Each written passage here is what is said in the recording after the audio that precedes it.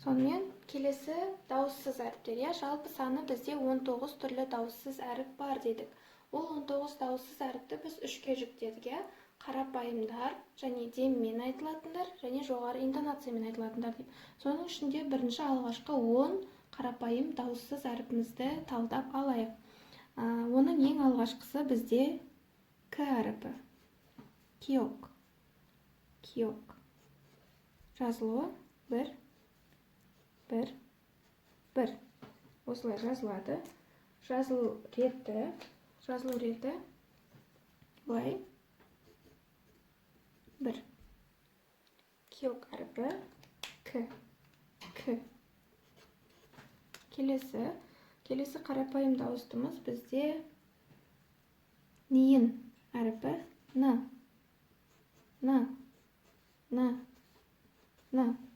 Жазылу реті бір ғана немен жазылады екен, екпінмен н әріпі. Келесі әріпіміз бізде тигіт т. Тигіт бір, ек.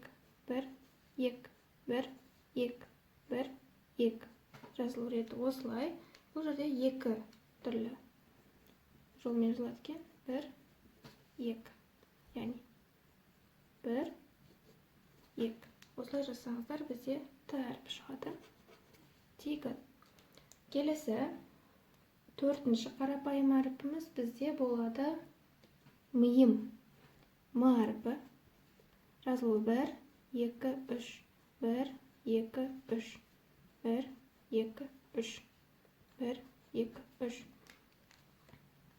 Тағы түсінікті үшін стрелкаларын жазып жайық. Бір, екі, және үш.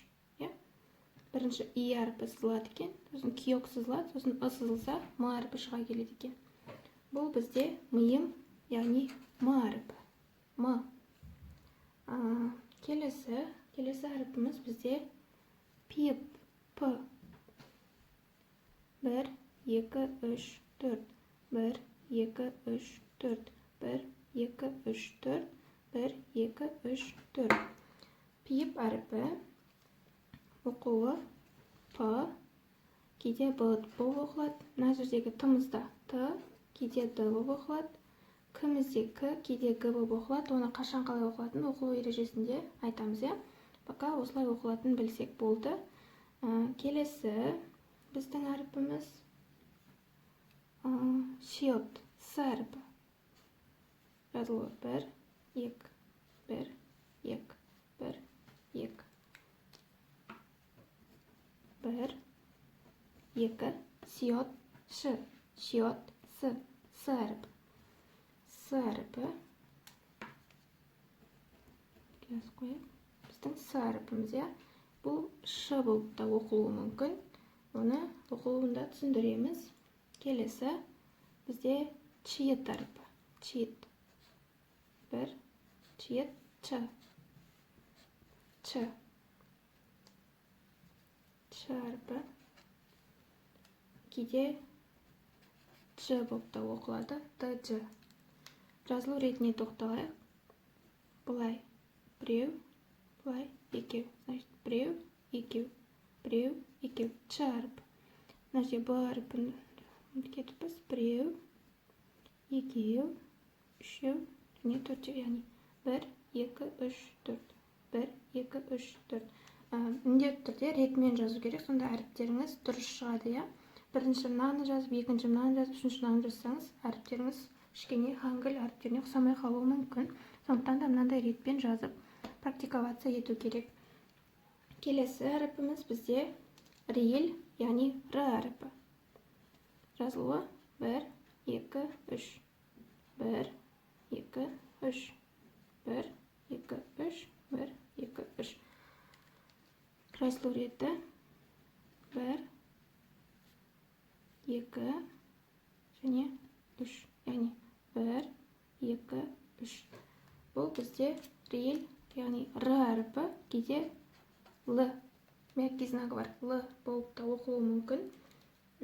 Одан соң кейінгі әріпіміз бізде иң әріпі, яғни ың.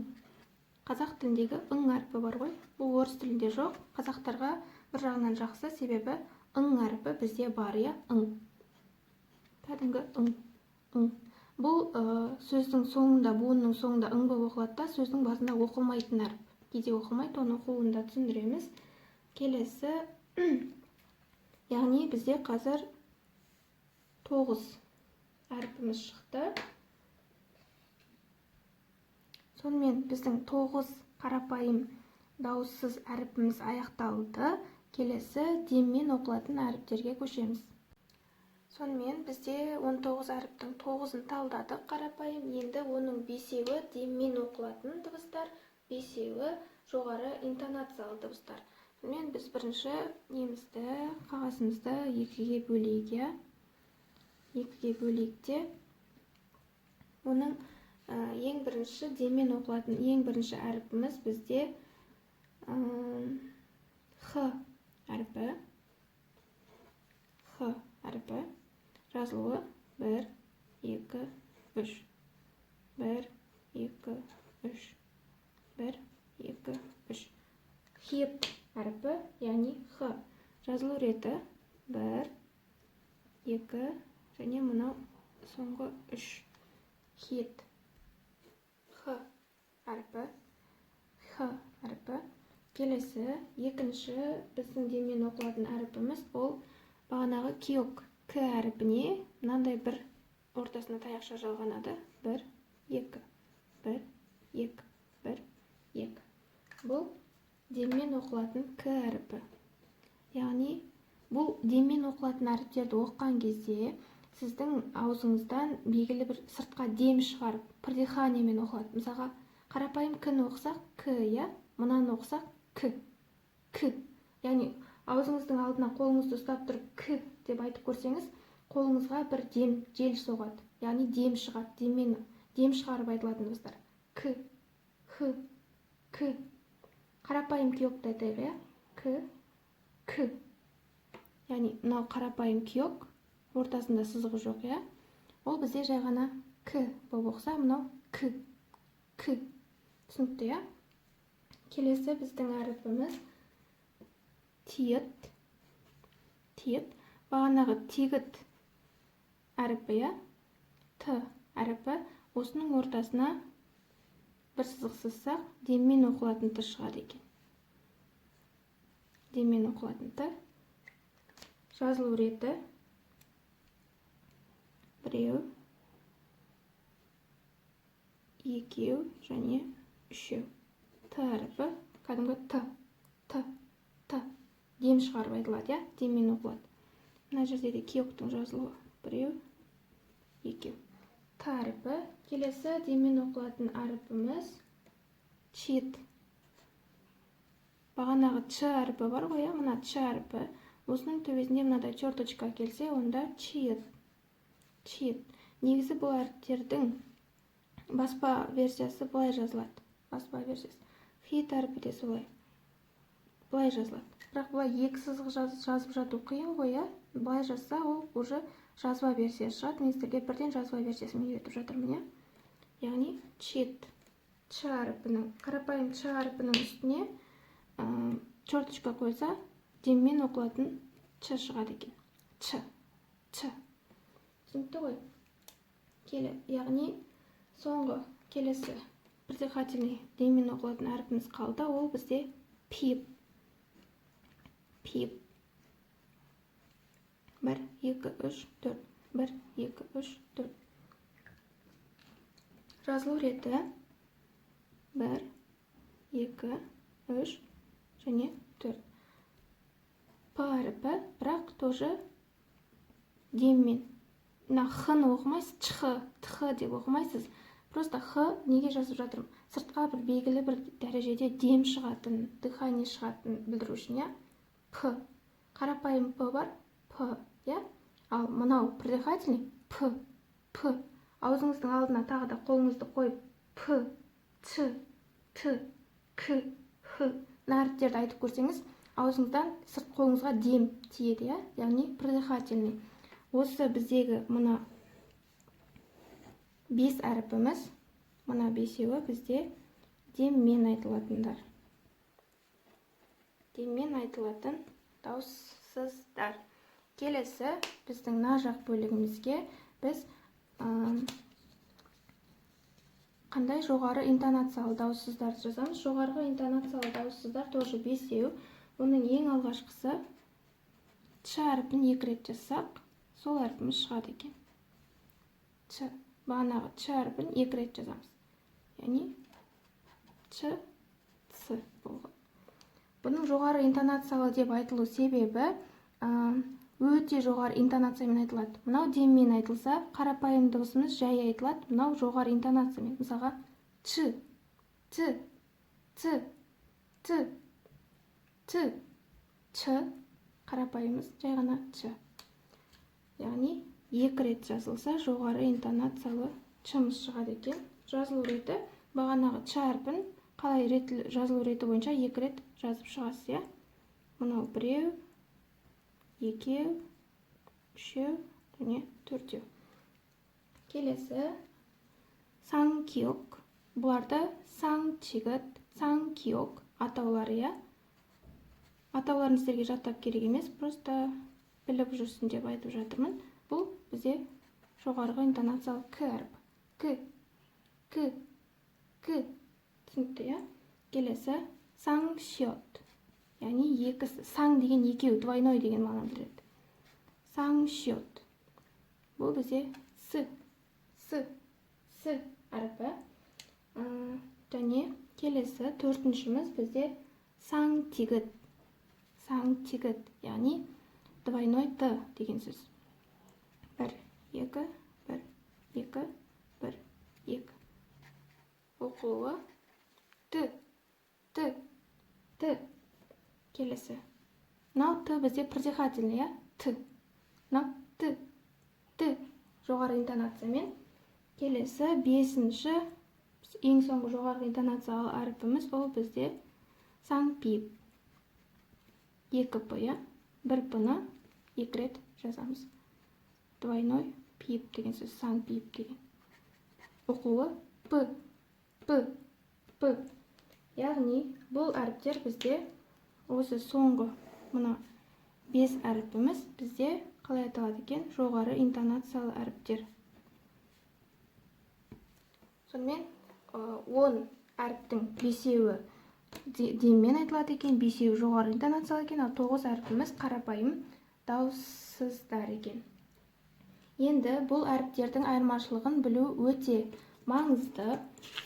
Мысалға алайық, иә? Мысалға, мына жерге мен сіздерге 3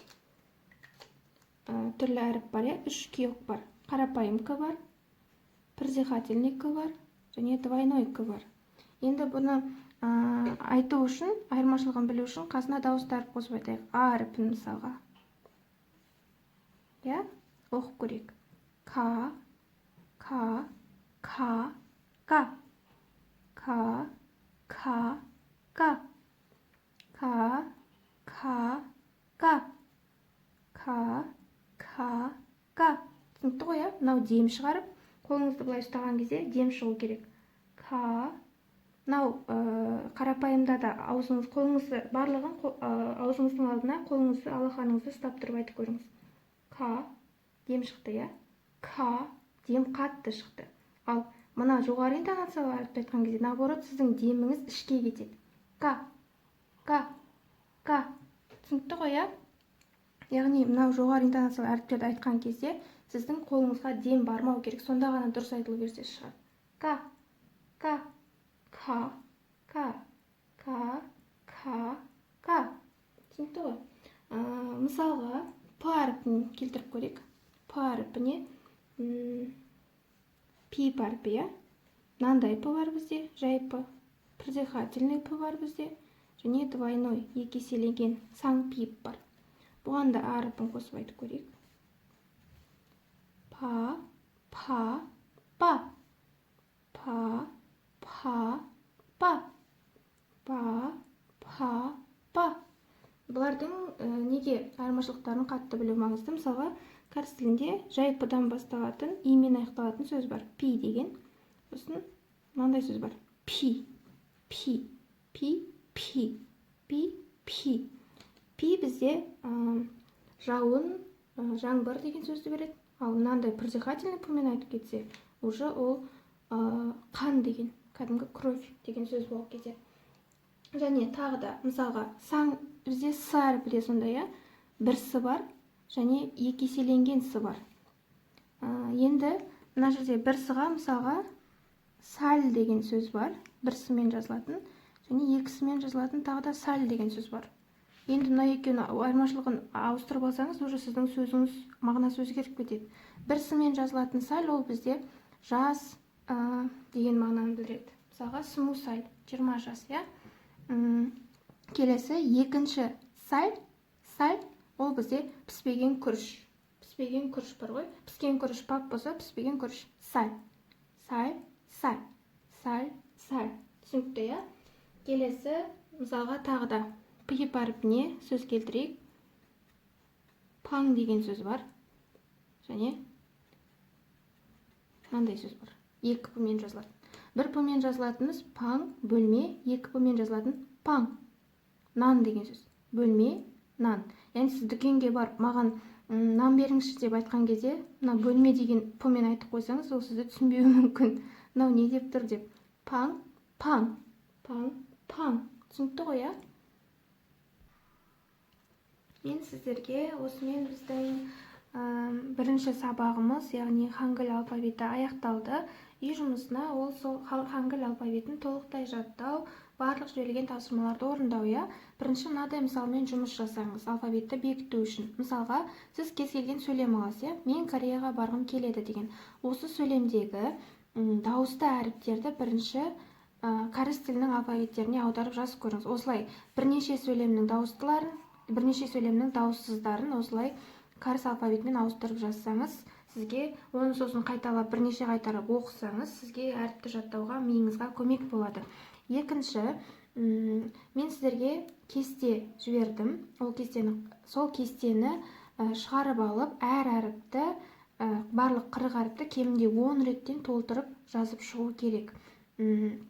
Келесі, ссылканы өздеріңіз бағдарламадан соткадан бассаңыздар, хангыль канадаран оре, яғни хангыль алфавитінің өлеңі деген өлеңдер бар. Сол өлеңдерді бірге қосылып айту керек. Сол кезде әріптердің қалай оқылатынын, қай әріп қалай жазылатынын тағы да ол жерде визуально әрі тыңдап отырып жаттайсыздар.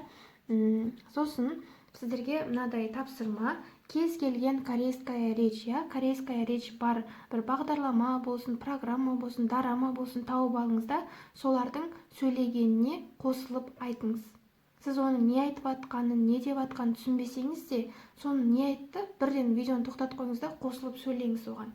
Қосылып қайталаңыз, не айтқанын түсінбесеңіз де. Ол сізге неге көмектеседі? Оны қайталағаныңыз, мен сіздерге бағана әртүрлі езулік о, бізде жоқ, йо деген әріптерді айттым ғой. Егер сіз жаңағы речьті қосылып қайталайтын болсаңыз, жаңағы әріптерді өзіңіз автоматически уже айтатын боласыз. Мен уже аузымды былай қоюым керек, егімді былай қоюым керек деп қиналып жатпай-ақ, сондай речьке қосылып сөйлегеннің арқасында сізде уже автоматизм пайда болады. Келесі, Lingo DR деген приложение бар. Өте жақсы приложение, болмаса Duolingo. Соның ішінде корей тілін таңдап, алфавит деген бөлімін толық өту керек және бекіту керек болады. Тағы да мынадай нәрсе бар. Кез келген кәріс тіліндегі мәтінді шығарып аласыз да, сол мәтіндегі әріптердің үстінен бастырасыздар. Ол сіздің әріпті жазу реттілігіңізді үйретеді. Мысалға, мынау кәріс тіліндегі мәтін дейік, Сіз оны былай аласыз да, жазылу реті бойынша әр әріптің үстінен бастырасыздар.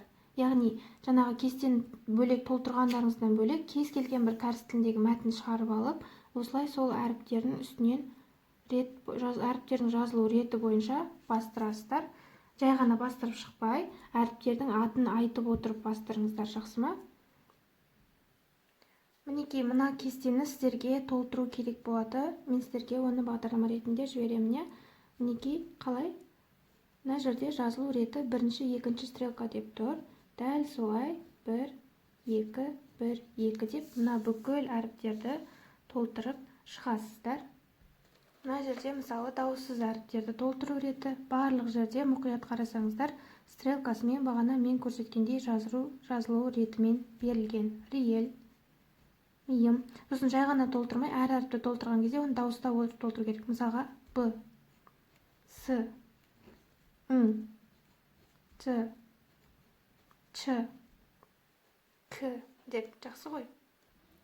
Мынадай кесте жібердім сіздерге, клеточкалар. Осы клеточкалар не үшін? Сіз жаңағы алған барлық 40 әріпті, мысалға, мына жерге А әріпінен бастап, былай кемінде неше рядтан толтырып шығу керексіз. Мына жерге ең төбесіне А деп жазып қоясыз да, Аны толтырып шығасыз. Және әр әріпті жазған сайын оны дауыстап отырасыз. А деп. Жақсы ғой. Мысалға, келесі И әріпі, И. Осылай бүкіл 40 әріпті кемінде мынаның барлығы біткенше, мынаны бірнеше есе қылып шығарып алып, кестені солай толтырып шығыңыздар, жақсы ма? Мына жерге Хангыл деп жазып қойыңыз. Хангыл деп. 40 әріпті осылай толтырып шығыңыз. Осымен біздің бірінші сабағымыз аяқталды. Барлықтарыңызға сәттілік. Үй жұмыстарын келесі күннің кешкі сағат 5-ке дейін жіберу керек.